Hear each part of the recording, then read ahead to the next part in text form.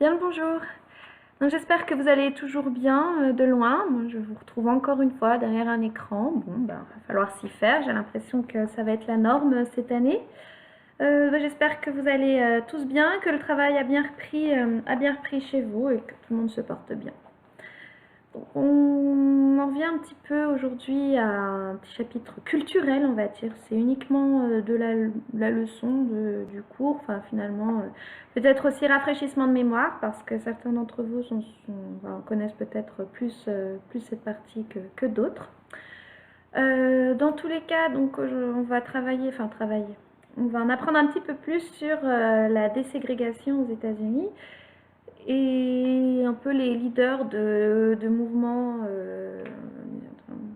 politiques, on va dire, ou emblématiques. On va juste parler de cette première partie aujourd'hui. Hein. La deuxième, présenter une personne emblématique d'un mouvement, ce sera pour une autre alternance. Là, aujourd'hui, c'est uniquement, on va dire, du cours. Donc, je vous ai déjà mis un peu une petite frise chronologique sur ce qui s'est passé entre la découverte de l'Amérique, on va dire par Christophe Colomb en 1492, jusqu'à 1865, quand ils ont voté le 13e amendement pour l'abolition de l'esclavage. Donc entre-temps, vous allez découvrir qu'en 1619, on a amené les 20 premiers esclaves dans l'état de Virginie, et qui travaillaient essentiellement dans des plantations de tabac. Et bon, finalement, il y en a certains autres qui sont arrivés progressivement, mais c'était pas tout à fait, voilà, c'était pas vraiment de l'esclavage, c'était presque de l'emploi. C'était pas encore, voilà, les 20 premiers ont pu finalement être libres après 20 ans de service, on va dire. Mais bon, finalement, ça s'est bien vite corsé parce qu'ils se sont quand même rendus compte, surtout dans les États du Sud, que les esclaves étaient un peu de la main-d'œuvre facile. Très vite, les premiers pèlerins donc, se sont installés et se sont finalement agrandis et ont créé donc, des colonies, notamment sur la côte est des États-Unis. Et ils dépendaient malheureusement toujours de la couronne d'Angleterre, hein, parce que c'était principalement des Anglais hein, qui sont partis au Nouveau Monde pour échapper un peu aux persécutions religieuses de leur pays, dans leur pays. En 1776, après quand même une première guerre d'indépendance, ils ont réussi à obtenir l'indépendance du Royaume d'Angleterre pour devenir les premières 13 colonies des États-Unis. Donc une fois que les 13 premières colonies sont devenues indépendantes, finalement, la conquête du territoire s'est faite progressivement et les États se sont agrandis. Donc les premiers forcément touchés, c'était d'abord les Indiens d'Amérique, parce qu'ils ont été à la fois combattus, réduits aussi en esclavage, ou bien tout simplement oui, massacrés, ou repoussés, retranchés un peu dans des réserves naturelles, dans des réserves spéciales pour eux. Et donc forcément, les nouveaux Américains, si j'ose dire, se sont installés, se sont emparés des terres et ont commencé à la fois à faire des plantations, donc notamment de tabac et aussi de coton. Et la demande finalement a commencé à exploser. Et grâce à cette machine qui servait finalement à travailler la fleur de coton une fois qu'elle avait été retirée dans les champs, on s'est rendu compte qu'on pouvait produire plus, mais donc pour produire plus, il fallait plus de main-d'œuvre. Et là, ça a été l'essor, on va dire, l'explosion de l'esclavage qui va aussi finalement avec le commerce triangulaire. Hein, donc bref, explosion de l'esclavage. Donc en 1860, Abraham Lincoln est élu le président des États-Unis. Donc c'est le premier président républicain élu de l'histoire des États-Unis. Donc quand on entend républicain, à l'époque, c'est pas les républicains d'aujourd'hui, hein, c'est pas l'équivalent d'une politique à la Donald Trump. Au contraire, là, républicain, république, ça avait vraiment son sens premier, donc c'était pour les droits, le droit finalement de l'égalité, on va dire, de tous. Et dans l'égalité, on entend aussi abolition d'esclavage, parce que finalement, les noirs et les blancs ont droit aux mêmes droits. Donc forcément, ça a créé quelques tensions, si j'ose dire, entre le nord et le sud. Et là, les États, hop, je vous montre ici sur la carte, les États donc en vert ici se sont assemblés, on va dire, en confédération.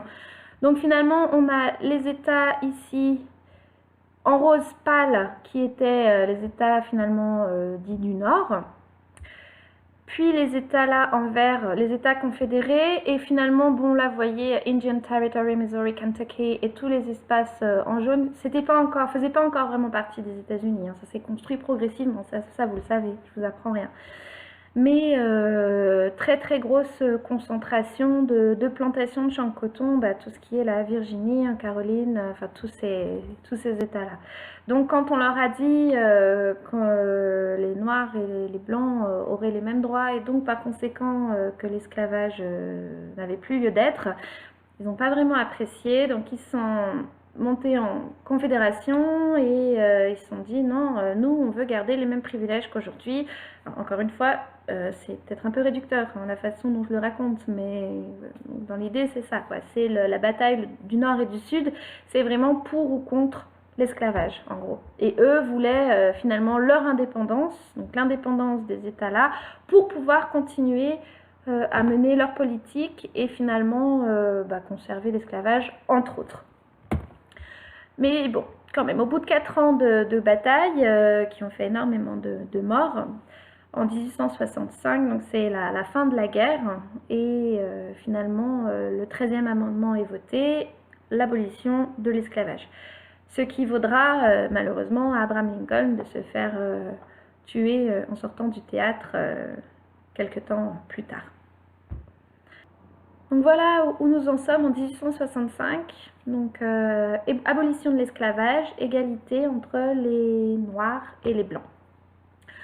Ça a duré quelques temps, mais pas si longtemps que ça, puisque forcément au sud ils étaient toujours pas très, enfin ils voulaient pas finalement, ils étaient pas du tout d'accord pour abolir l'esclavage. Donc ils ont commencé finalement à créer, à essayer de trouver un petit peu des lois, notamment grâce aux gouverneurs des États, pour pouvoir un petit peu manipuler les lois et créer de nouvelles lois, notamment pour mettre en place la ségrégation avec on va dire the motto we say in English, separate but equal. That means that we are equal, but we have to be separate and separate black and white. Donc forcément, entre les Noirs et les Blancs, ils n'allaient plus avoir les mêmes droits, ils vont plus pouvoir vraiment faire les mêmes choses, ils vont plus avoir accès aux mêmes droits, vraiment, notamment le droit de vote. Et dans les États du Sud, ce sont les Jim Crow Laws qui vont se mettre en place.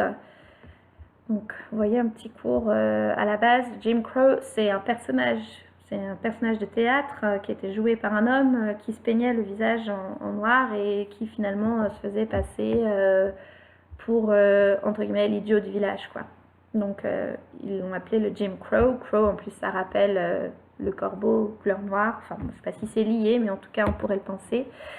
Et finalement, les Jim Crow Laws sont devenues toutes les règles de ségrégation dans les États du Sud et qui ont été votées dans les années 1890. Et elles ont été abolies, voilà, seulement en 1964.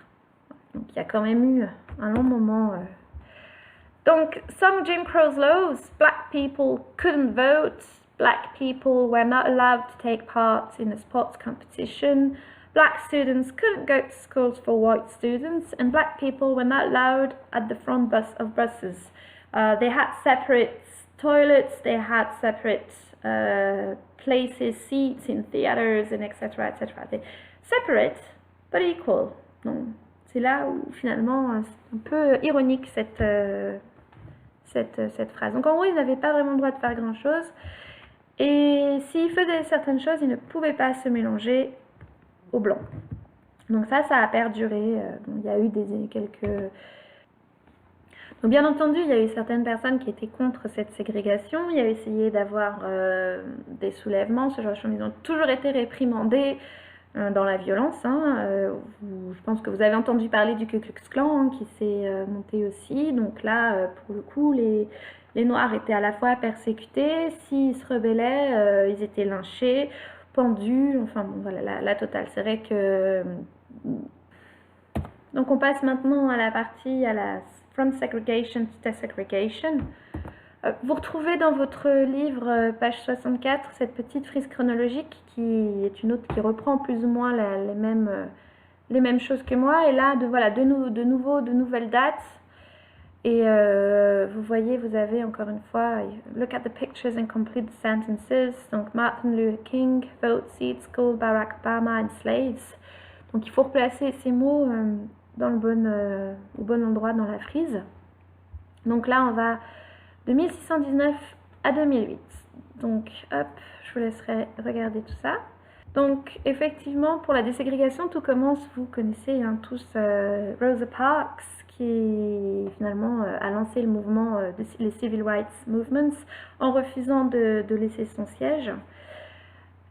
Et comme elle a fini en prison, enfin ça a commencé à être, voilà, l'affaire est devenue publique un peu grâce à ça, et puis aussi notamment grâce à une chose qu'il n'y avait pas jusque-là, c'était les médias. C'est-à-dire l'avènement de la télévision a fait que ce qui se passait dans le Sud ne restait pas que dans le Sud. Ça a commencé par les États-Unis finalement. Tout le reste des États-Unis ont été vraiment au courant de ce qui se passait dans le Sud. Et ça a fait beaucoup de bruit et il y a eu énormément de mouvements. Donc entre autres Rosa Parks. Dans les années 60, Ruby Bridges, qui était la première, on va dire, femme noire à pouvoir intégrer une école réservée aux Blancs. Et puis, bien entendu, le personnage central des Civil Rights Movements, là je ne vous apprends rien, vous savez qui c'est normalement, avec son fameux discours « I have a dream ». Donc vous voyez, la déségrégation aux États-Unis, ça reste un combat de longue date qui a été mené pendant des années, entre 1955 et j'ai envie de dire toujours aujourd'hui, parce que bon, même si en 1964, ils ont voté le Civil Rights Act, qui finalement suspendait les Jim Crow laws, ça a suspendu ça, mais ça a aussi... les lynchages, il y en a toujours, et quand vous regardez les infos, encore aujourd'hui, les bavures policières, il y en a quand même régulièrement et souvent dans les États du Sud. Il y a quand même un racisme prenant et persistant là-bas. Alors, en 2008, quand ce cher président a été élu président des États-Unis, bon, ça a été une révolution pour certains, et puis pour d'autres, ça a été plus compliqué. Mais bon, le combat continue en tout cas pour eux. J'imagine que voilà, vous connaissez tous Martin Luther King. Mais là, je vous présente aussi un petit peu some personalities famous for their roles in the civil rights movements. Donc forcément, you've got Rosa Parks, activist from the civil rights, first lady of the civil rights, mother of freedom. Then obviously you've got Martin Luther King, Ruby Bridges, and Barack Obama. Et ça, ce sera pour la prochaine fois. Hop.